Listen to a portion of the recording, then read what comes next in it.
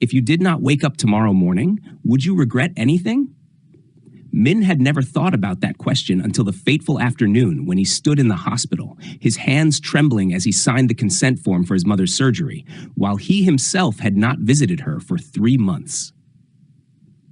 Min was 38 years old, the director of a technology company in Saigon. He had everything people called success: a private house in District 2, a new car, a bank account large enough to invest in 2 more apartments. He lacked only one thing: time for the people who truly loved him. Or more precisely, he had never thought he needed to give them that time.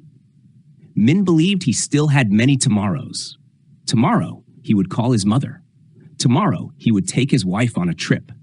Tomorrow, he would play with his daughter instead of scrolling on his phone. Tomorrow, he would apologize to his best friend who was angry with him. But Min's tomorrow was always postponed by a new contract, an important meeting, an unfinished ambition, until the doctor said, "The tumor has metastasized. The family should prepare themselves." Min heard those words as if someone had switched off all the sound around him. He looked at his mother lying on the hospital bed, her hair almost completely gray. Her thin hand rested on the white blanket. 3 months earlier, she had called him. "Are you free? I cooked the sour fish soup you like." He had replied, "I'm very busy, Mom. Maybe next week." That next week never came. That night, Min sat alone in the hospital corridor. An elderly man in a brown robe, perhaps another patient's relative, sat beside him. The man looked at Min for a while and then asked, "What are you afraid of losing?" Min gave a faint smile. "I'm about to lose my mother." The old man shook his head gently. "No, you're afraid of losing the chance to love." Min fell silent. The man continued, "There are people who only begin to live when they realize today could be their last day." Min turned to look at him. The man's eyes were calm, not sorrowful. "Who are you?" Min asked. "I'm just someone who once lived too late." That sentence kept Min awake all night. The surgery lasted 5 hours. His mother regained consciousness, but the doctor said there was not much time left. Maybe a few months, maybe less. Min took an indefinite leave from work. The company buzzed with rumors. Partners called nonstop. He turned off his phone. For the first time in 15 years, Min spent an entire day without thinking about money. He sat beside his mother, peeled apples, told stories from his childhood. She was weak, but she still smiled. "Are you happy?" she asked. Min froze. He had money, status, reputation. But happiness, he had never asked himself. "I suppose I am, Mom." She looked at him for a long time. "I only hope you live in such a way that if tomorrow never comes, you won't regret it." Min lowered his head. A sorrow rose inside him that he could not name. In the following days, Min stayed at the hospital more often. He began to notice the people around him. A young woman caring for her paralyzed husband for 4 years. A 10-year-old boy sleeping under a bench every night because he couldn't afford a room. An old man selling lottery tickets, saving every coin to buy medicine for his wife. Min began to see a world he had never noticed before. One evening, the old man in brown appeared again in the corridor. "You're still here." Min nodded. "You said I was afraid of losing the chance to love. I think you were right." The old man smiled kindly. "Do you know what unconditional love is?" Min shook his head. "It is when you love without demanding anything in return. Not for benefit, not for fame, not out of fear." Min gave a faint laugh. "There's no such thing in this world." The old man looked straight at him. "There is, but it requires you to let go of your ego." Min did not fully understand, but the words felt like a seed falling into his heart. 3 months later, his mother passed away one early morning. Min held her hand as her final breath left. There was no drama, no long farewell, just one very soft sentence. "Live a life worth living, my son." The funeral was simple. Not many people came, but each told a story about his mother's kindness. She had lent neighbors money without interest, cared for other people's children, given her portion of food to those poorer than herself. Standing before the altar, Min understood for the first time. His mother had not been rich in money, but she was rich in the hearts of others. She had lived for others, and she did not die in their memory. That night, Min did not return to his luxurious house. He went to his mother's old home. Sitting in the small living room, he opened her notebooks. On one page, she had written, Today I'm tired, but I still want to cook one extra meal for the neighbor. Who knows if tomorrow I won't have the chance? Min burst into tears. He understood. She had lived each day as if it were her last, not to indulge selfishly, but to love fully. After the funeral, Min did not immediately return to his company. He tried to find the old man in brown, but no one knew who he was. Not a patient, not a relative, as if he had appeared only when needed. Min began to change. He sold his expensive car. He used part of his assets to establish a fund supporting poor patients at the hospital where his mother had stayed. Friends said he was psychologically shocked. Partners said he was destroying his career. But Min no longer felt afraid. For the first time, he felt alive. Min thought that after his mother's death, the greatest pain of his life had passed. He was wrong. The fund for poor patients that Min founded began operating just 3 months after the funeral. He spent almost all his time at the hospital, working with the board of directors, seeking sponsors, reviewing each case. At first, everything went smoothly. Heart surgeries for children were funded in time. Poor cancer patients received payment for special medication.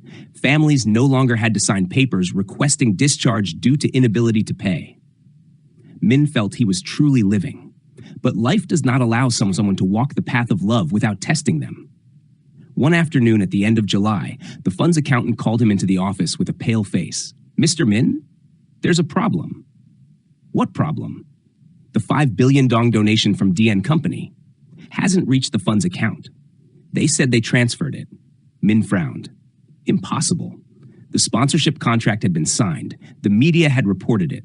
That money was allocated for 4 upcoming liver transplants. He immediately contacted the partner.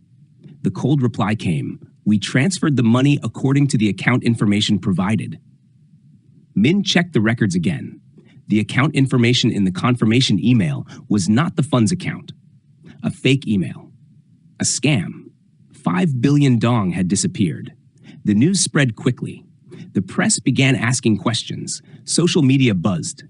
A charity fund loses money?